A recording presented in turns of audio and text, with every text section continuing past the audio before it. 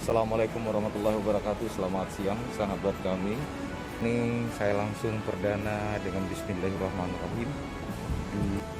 Mudah-mudahan acara ini terlaksana dengan baik. Niat tulus dan keikhlasan kami selaku tuan rumah di DPD Akti Riau mengucapkan selamat datang sahabat kami di seluruh negeri tercinta Indonesia, para wasit, dewan juri, dan para atlet dan para pelatih. Salam olahraga, semangat pagi. DPD aktif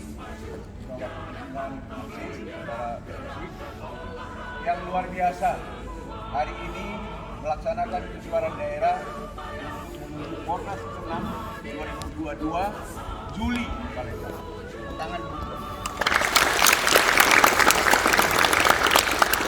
persiapan bukan aksi di bahan juga, tapi yang lebih dahsyat barunya lapor ke organisasi hari ini juga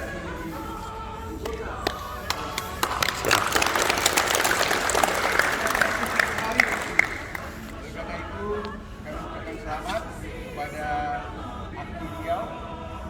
Berkenalah menuju Pornas yang insya Allah kita laksanakan di Juli, akan dilaksanakan oleh Polri Nasional bersama Pak Menpora bersama Gubernur Sumatera Selatan. Pornas ke-6 untuk kami 2022.